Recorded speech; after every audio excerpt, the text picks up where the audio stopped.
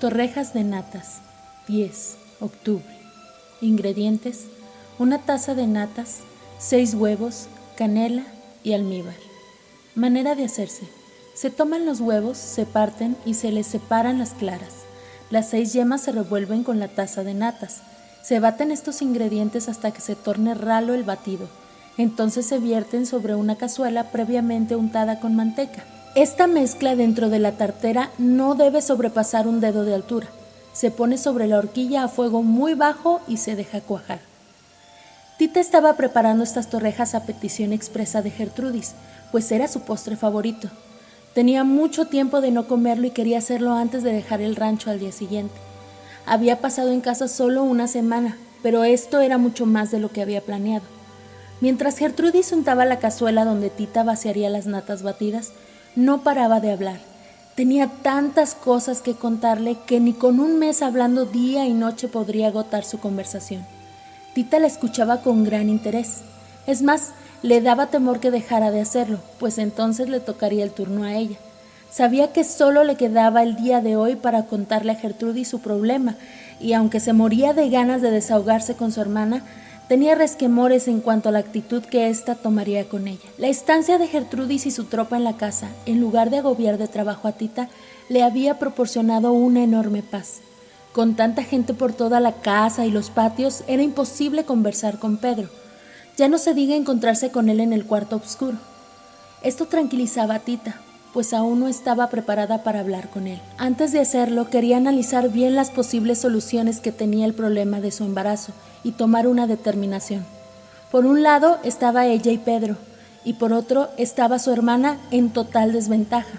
Rosaura no tenía carácter, le importaba mucho aparentar en la sociedad, seguía gorda y pestilente, pues ni con el remedio que Tita le dio pudo aminorar su intenso problema. ¿Qué pasaría si Pedro la abandonaba por ella? ¿Qué tanto le afectaría a Rosaura? ¿Qué sería de Esperanza? Ya te aburrí con mi plática, ¿verdad? Claro que no, Gertrudis. ¿Por qué dices eso? Nada más porque te veo con la mirada perdida desde hace un rato. Dime, ¿qué es lo que te pasa? Se trata de Pedro, ¿verdad? Sí, si lo sigues queriendo, ¿cómo es entonces que te vas a casar con John? Ya no me voy a casar con él. No puedo hacerlo. Tita se abrazó a Gertrudis y lloró en su hombro en silencio. Gertrudis le acariciaba el pelo con ternura, pero sin descuidar el dulce de torrejas que estaba sobre la lumbre. Sería una pena que no pudiera comerlo cuando estaba a punto de empezar a quemarse. Separó a Tita de su lado y con dulzura le dijo: «Nada más déjame quitar esto de la lumbre y ahorita sigues llorando, ¿sí?». A Tita no pudo menos que causarle risa que en estos momentos Gertrudis estuviera más preocupada por el futuro de las torrejas que por el de ella. Claro que esta actitud era comprensible, pues por un lado Gertrudis ignoraba la gravedad del problema de su hermana y por el otro tenía un gran antojo de comer torrejas. Secándole las lágrimas, Tita misma retiró del fuego la cazuela, pues Gertrudis se quemó la mano al tratar de hacerlo. Cuando están frías las natas, se cortan en pequeños cuadros, de un tamaño que no los haga quebradizos. Por su parte, se baten las claras, para rebozar en ellas los cuadros de natas y después freírlos en aceite. Por último, se echan en el almíbar y se polvorean con canela molida. Mientras dejaban enfriar las natas para poder capearlas después, Tita le confió a Gertrudis todos sus problemas. Primero le mostró lo inflamado que tenía el vientre y cómo sus vestidos y faldas ya no le cerraban. Luego le contó cómo por las mañanas al levantarse sentía mareos y náuseas, cómo el busto le dolía tanto que nadie se lo podía tocar. Y al último, así como quien no quiere la cosa, le dijo que esto tal vez, quién sabe, a lo mejor, lo más posible, era porque estaba un poquito embarazada. Gertrudis la escuchó con calma y sin impresionarse en ningún momento. En la Revolución ella había visto y oído cosas mucho peores que estas. Y dime, ¿ya lo sabe Rosaura? No sé qué es lo que haría si se enterara de la verdad. ¿La verdad? Mira, Tita, la mera verdad es que la verdad no existe. Depende del punto de vista de cada quien.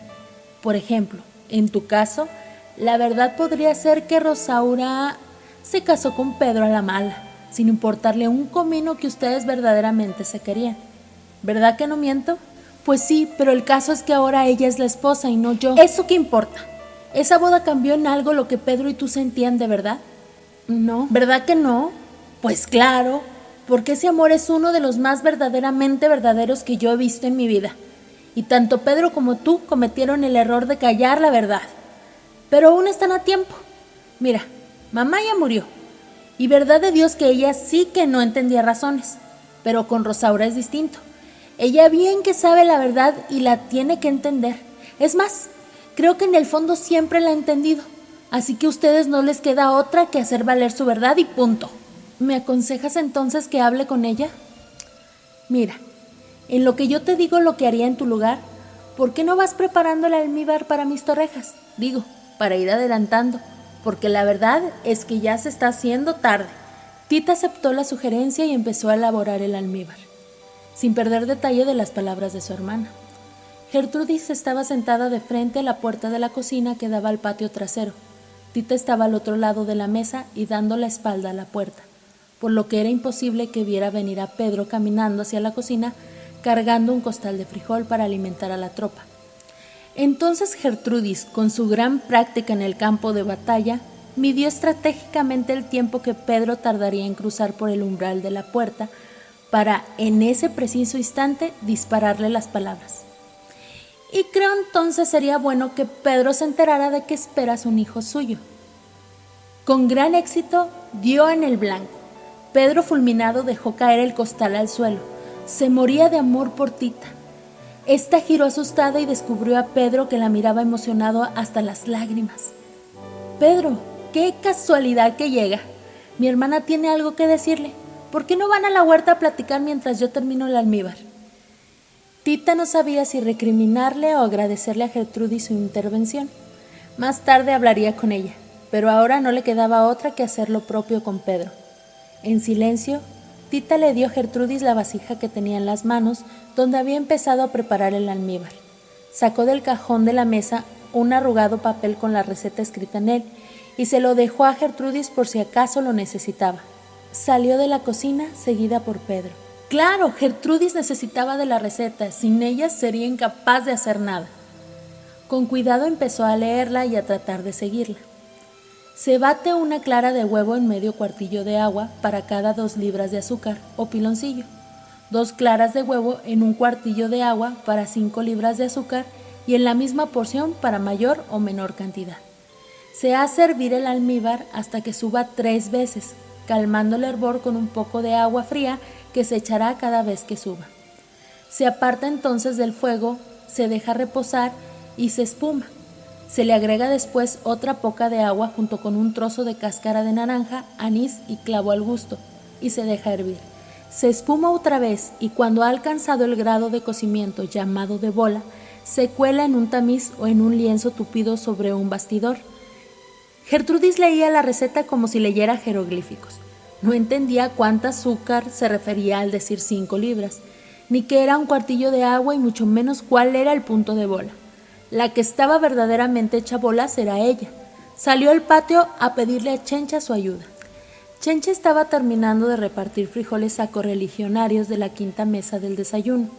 Esta era la última que tenía que servir, pero en cuanto terminara de dar de comer a esta mesa, ya tenía que poner la próxima, para que los revolucionarios que habían ingerido sus sagrados alimentos en la primera mesa del desayuno pasaran a comer, y así sucesivamente hasta las 10 de la noche en que terminaba de servir la última mesa de la cena, por lo que era claramente comprensible que estuviera de lo más violenta e irritable contra todo aquel que se acercaba a pedirle que hiciera un trabajo extra. Gertrudis no era la excepción, por más generala que fuera. Chencha se negó terminantemente a proporcionarle su ayuda. Ella no formaba parte de su tropa ni tenía por qué obedecerla ciegamente como lo hacían todos los hombres bajo su mando. Gertrudis estuvo entonces tentada a recurrir a su hermana, pero su sentido común se lo impidió. No podía interrumpir de ninguna manera a Tita y a Pedro en estos momentos, tal vez los más decisivos de sus vidas. Tita caminaba lentamente entre los árboles frutales de la huerta. El olor a azahar se confundía con el aroma a jazmines, característico de su cuerpo. Pedro, a su lado, la llevaba del brazo con infinita ternura. ¿Por qué no me lo había dicho? Porque primero quería tomar una determinación. ¿Y ya la tiene? No. Pues creo que es conveniente antes de que la tome que sepa que para mí tener un hijo con usted es la mayor dicha que podría alcanzar. y para gozarla como se debe, me gustaría que nos fuésemos muy lejos de aquí. No podemos pensar solo en nosotros. También existen en el mundo Rosaura y Esperanza. ¿Qué va a pasar con ellas? Pedro no pudo responder. No había pensado en ellas hasta ahora, y la verdad no deseaba lastimarlas ni dejar de ver a su pequeña hija. Tenía que haber una solución benéfica para todos. Él tendría que encontrarla. Al menos de una cosa estaba seguro. Tita ya no se iría del rancho con John Brown. Un ruido a sus espaldas los alarmó. Alguien caminaba tras ellos. Pedro de inmediato soltó el brazo de Tita y giró disimuladamente la cabeza para ver de quién se trataba. Era el pulque, que harto de escuchar los gritos de Gertrudis en la cocina, buscaba un mejor lugar donde dormir. De cualquier manera decidieron posponer su conversación para otro momento. Había demasiada gente por toda la casa y era riesgoso hablar de estas cosas tan privadas. En la cocina, Gertrudis no lograba que el sargento Treviño dejara el almíbar como ella deseaba, por más órdenes que le daba. Estaba arrepentida de haber confiado en Treviño para tan importante misión, pero como Gertrudis preguntó a un grupo de rebeldes que quién sabía cuánto era una libra, y él rápidamente respondió que una libra correspondía a 460 gramos y un cuartillo a un cuarto de litro, ella creyó que sabía mucho de cocina y no era así. La verdad, era la primera vez que Treviño le fallaba en algo que ella le encomendara. Recordaba una ocasión en que había tenido que descubrir a una espía que se había infiltrado en la tropa. Una soldadera que era su amante se había enterado de sus actividades y entonces él la había balaceado despiadadamente antes de que lo denunciara. Gertrudis regresaba de darse un baño en el río y la encontró agonizando. La soldadera le alcanzó a dar una clave para identificarlo. El traidor tenía un lunar rojo en forma de araña en la entrepierna. Gertrudis no podía ponerse a revisar a todos los hombres, pues además de prestarse a malas interpretaciones, el traidor podría sospechar y huir antes de que lo encontrara. Entonces se encargó la misión a Treviño. Tampoco para él era una misión fácil. Lo que podrían pensar de su persona era peor de lo que pensarían de Gertrudis si se ponía a husmear en las entrepiernas de todos los hombres de la tropa. Treviño, entonces, esperó pacientemente hasta llegar a Saltillo. Inmediatamente después de que entraron en la ciudad, se dio a la tarea de recorrer cuanto burdel existía y conquistar a todas las prostitutas de cada lugar, valiéndose de no sé cuántas artes. Pero la principal era que Treviño las trataba como damas, las hacía sentirse como reinas. Era con ellas muy educado y galante. Mientras les hacía el amor, les recitaba versos y poemas. No había una que no cayera en sus redes y no estuviera dispuesta a trabajar para la causa revolucionaria. De esta manera, no se tardó más de 3 días en dar con el traidor y ponerle una trampa en complicidad con sus amigas las prostitutas. El traidor entró a un cuarto de lenocinio con una rubia oxigenada llamada La Ronca. Tras la puerta lo esperaba Treviño. De una patada cerró la puerta y, haciendo gala de una violencia nunca vista, mató a golpes al traidor. Ya sin vida, le cortó los testículos con un cuchillo. Cuando Gertrudis le preguntó por qué lo había matado con tanta saña y no simplemente de un balazo, él respondió que había sido un acto de venganza. Hacía tiempo, un hombre que tenía en la entrepierna un lunar rojo en forma de araña había violado a su madre y a su hermana. Esta última se lo había confesado antes de morir. De esta manera quedaba lavado el honor de su familia. Ese fue el único gesto salvaje que Treviño tuvo en la vida. De ahí en fuera, era la persona más fina y elegante hasta para matar. Siempre lo hizo con gran pundonor. A partir de la captura del espía, a Treviño le quedó la fama de mujeriego empedernido. Y no estaba muy alejada de la verdad, pero el amor de su vida siempre fue Gertrudis. Muchos años trató de conquistarla en vano, pero sin perder las esperanzas hasta que Gertrudis se encontró nuevamente con Juan. Entonces se dio cuenta de que la había perdido para siempre. Ahora solo le servía como un perro guardián, cuidándole las espaldas sin despegarse un solo segundo. Era uno de sus mejores soldados en el campo de batalla, pero en la cocina no tenía nada que hacer. Sin embargo, a Gertrudis le daba pena correrlo de ahí, pues Treviño era muy sentimental y cuando ella lo reprendía por algo le daba por la bebida. Así es que no le quedó otra que apechugar su error de elección y tratar de que todo saliera lo mejor posible. Entre los dos, cuidadosamente leyeron paso a paso la mentada receta tratando de interpretarla. Si se quiere más puro el almíbar, como se necesita para endulzar los licores, después de las operaciones referidas, se cantea el cazo o vasija que lo contiene, se deja reposar y se descanta. A lo que es lo mismo, se separa de los asientos con el menor movimiento posible. En la receta no se explicaba lo que era el punto de bola, así que Gertrudis le ordenó al sargento que buscara la respuesta en un gran libro de cocina que estaba sobre el trastero. Treviño se esforzaba por encontrar la información deseada, pero como apenas sabía leer, con su dedo recorría lentamente las palabras del libro ante la impaciencia de Gertrudis. Se distinguen muchos grados de cocimiento del almíbar. Almíbar en punto lisado, almíbar en punto lisado alto, almíbar de punto aperlado, almíbar de punto aperlado alto, almíbar de punto soplado, almíbar en punto de pluma, almíbar de punto y almíbar de punto de caramelo, almíbar de punto de bola. Por fin, aquí está lo del punto de bola, mi generala. A ver, trae acá, ya me desesperaste. Gertrudis le leyó al sargento las instrucciones con fluidez y en voz alta. Para conocer si el almíbar está en este punto, se remojan los dedos en un cubilete o jarro de agua fría y se coge el almíbar, volviéndolos a meter con prontitud en el agua. Si al enfriarse el almíbar se hace bola y se maneja como pasta, está cocido al grado o punto de bola, ¿entendiste? Sí, pues creo que sí, mi generala. Más te vale, porque si no te juro que te mando fusilar. Gertrudis había logrado por fin reunir toda la información que buscaba. Ahora solo le faltaba que el sargento preparara bien el almíbar y podría finalmente comer sus tan ansiadas torrejas. Treviño, teniendo muy presente la amenaza que pesaba sobre su cabeza si no cocinaba correctamente para su superior, cumplió con su misión, a pesar de su inexperiencia. Todos lo festejaron mucho. Treviño estaba de lo más feliz. Él mismo le llevó a Tita a su recámara una torreja que le mandaba Gertrudis para que le diera el visto bueno. Tita no había bajado a comer y se había pasado la tarde en la cama. Treviño entró en la recámara y la depositó sobre una mesita que Tita utilizaba precisamente para cuando quería comer ahí y no en el comedor. Le agradeció mucho su atención y lo felicitó, pues las torrejas realmente estaban deliciosas. Treviño se lamentó de que Tita se sintiera indispuesta, pues le hubiera encantado pedirle que le concediera una pieza en el baile que se había organizado en el patio para despedir a la generala Gertrudis. Tita le prometió que bailaría encantada con él, si es que se animaba a bajar a la fiesta. Treviño se retiró rápidamente para irle a platicar con orgullo a toda la tropa lo que Tita le había dicho. En cuanto el sargento salió, Tita se recostó nuevamente en la cama. No tenía ningún deseo de moverse de ahí.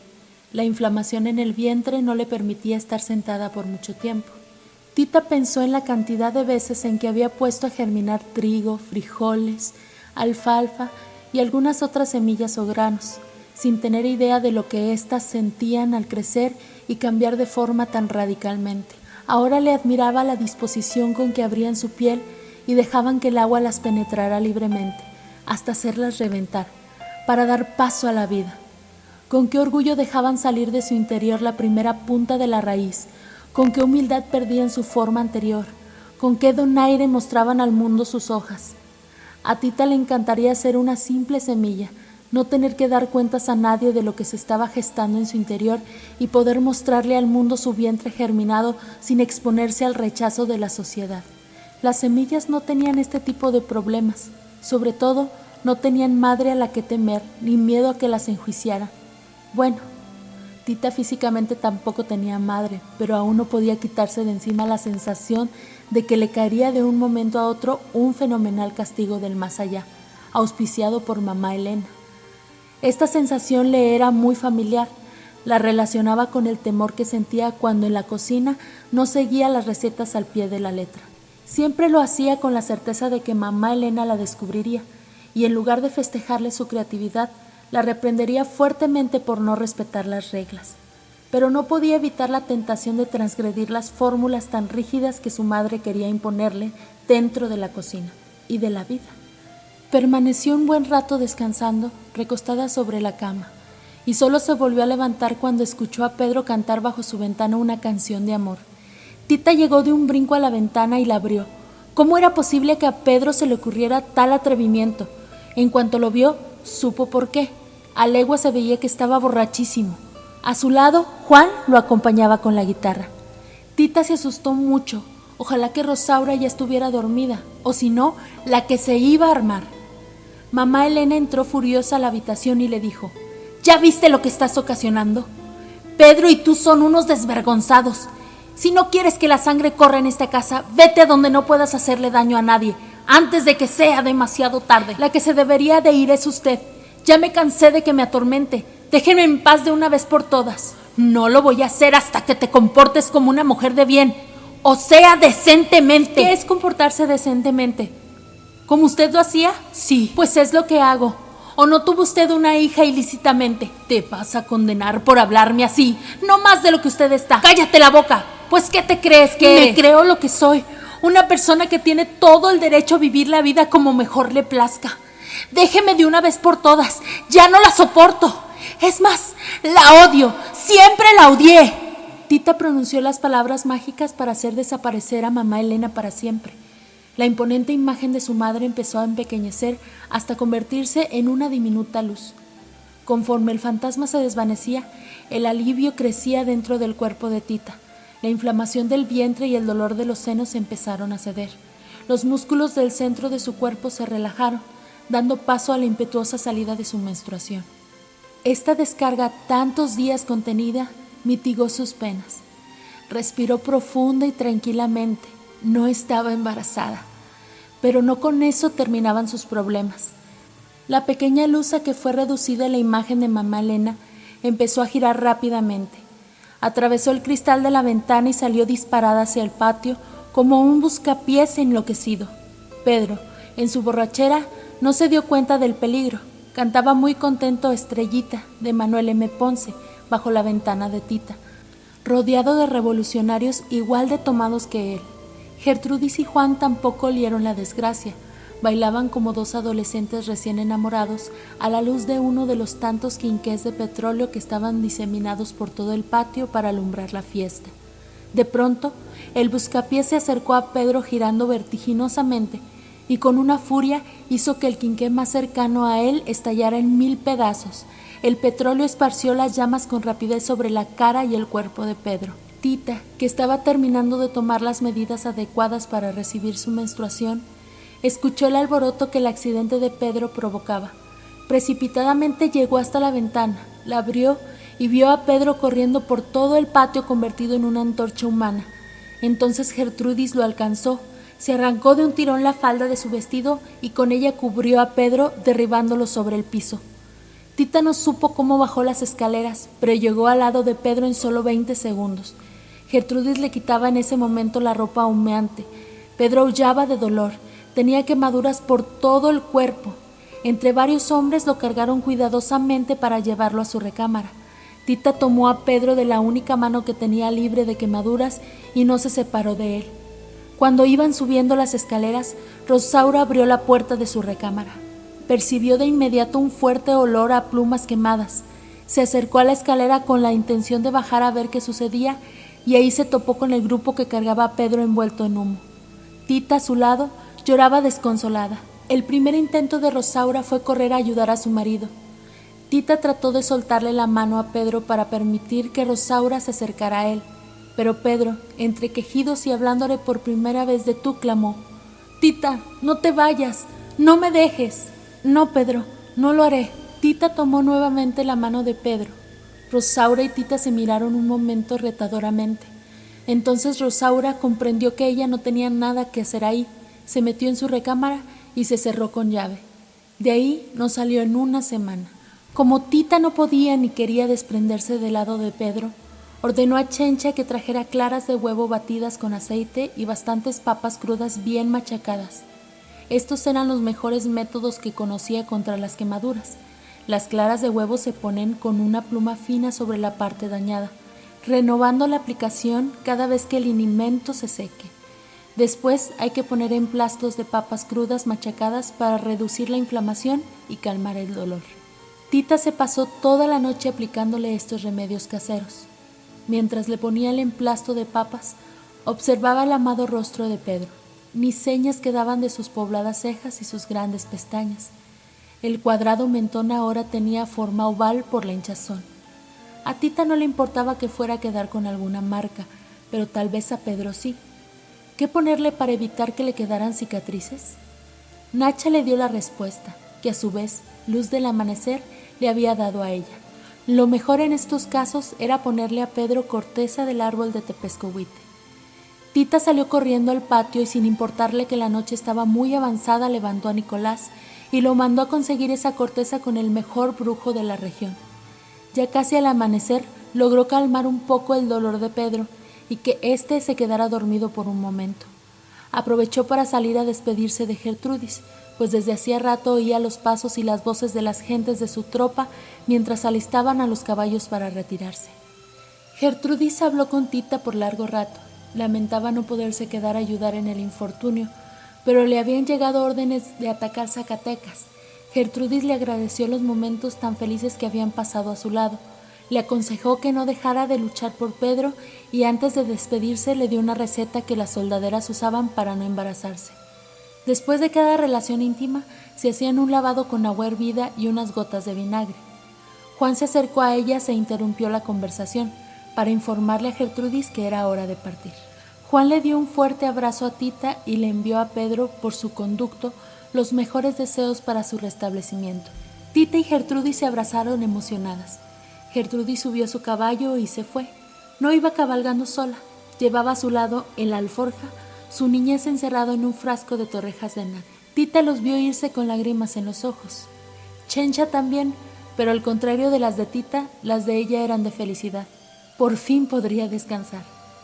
Cuando Tita iba a entrar nuevamente a la casa, escuchó un grito de Chencha. ¡No puede ser! ¡Ya vienen de regreso! Efectivamente, tal parecía que alguien de la tropa regresaba al rancho, pero no podían ver bien de quién se trataba por la polvareda que los caballos habían levantado en su retirada. Forzando la vista, con gusto reconocieron que se trataba de la carretela de John. Ya estaba de regreso. Al verlo, Tita se sintió completamente confundida. No sabía qué iba a hacer ni qué le iba a decir. Por una parte le daba un gusto enorme verlo, pero por otra se sentía muy mal de tener que cancelar su compromiso matrimonial con él. John llegó hasta ella con un gran ramo de flores, la abrazó emocionado y al besarla se dio cuenta de que algo había cambiado dentro de Tita. Continuará. Siguiente receta: frijoles gordos con chile a la tezcucana.